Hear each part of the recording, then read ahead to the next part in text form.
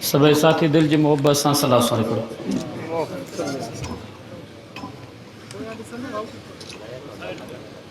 اللهم صل على محمد وعلى آل محمد كما صليت على إبراهيم وعلى آل إبراهيم إنك حميد مجيد. اللهم بارك على محمد وعلى آل محمد كما باركت على إبراهيم وعلى آل إبراهيم إنك حميد مجيد. لکھیں کروڑے سندھن جے دلن جی دھڑکن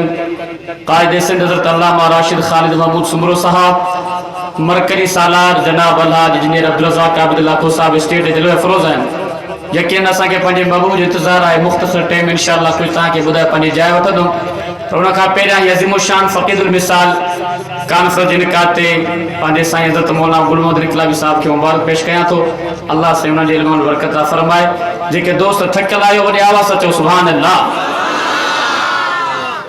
قائد سن جو بیان تھنو سب تھک جی پیا ہو جا بھول تھی جے کہ چست آئے پانجے قائد کے سلام پیش کرے پانجے بائیت فضا میں بلند کرے وڈی آواز چو سبحان اللہ. جزاک اللہ. جگ کھام تھے محمد مرکن متھے اوان جو،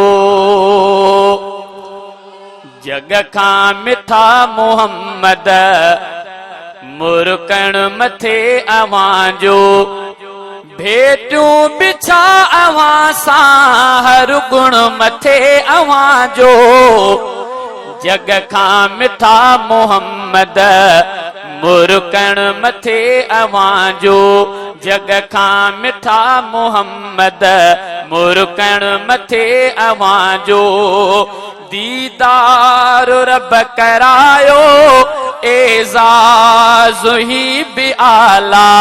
عرشن متھاں گھرایو انداز ہی بھی آلہ، مہمان تھی خدا وٹے، مہمان تھی خدا وٹے پہنچن متھے اوان جو، جگ کھان مٹھا محمد مرکن متھے اوان جو، رب پاک کہا اوان کے لکھ معجزہ عطا کیا، کلمو پڑھو تھی پتھر نے سجدہ شجر بھی کنے پیا، چنڈ رکھے کرے اشارو، چنڈ رکھے کرے اشارو چیرن متھے اوان جو، جگ کھان مٹھا محمد مرکن متھے اوان جو، پہنجا حجنے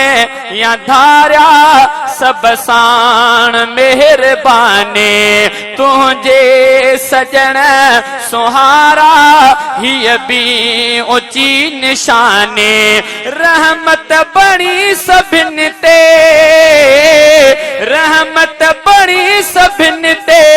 برسن متھے اوان جو، جگ کھان مٹھا محمد مرکن متھے اوان جو، جے کو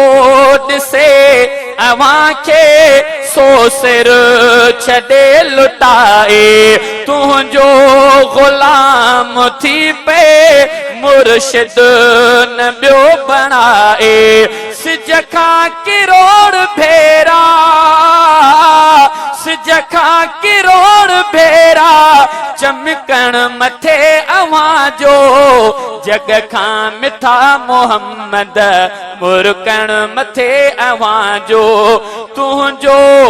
تجھو نمت آ کوئی پورے جہان اندر، الطاف ایں سجو جگ سائیں اوان جو نوکر، الطاف ایں سجو جگ سائیں اوان جو نوکر، شافی صدی امت لے، شافی صدی امت لے بن جن متھے اوان جو، جگ کھان مٹھا محمد مرکن متھے اوان جو.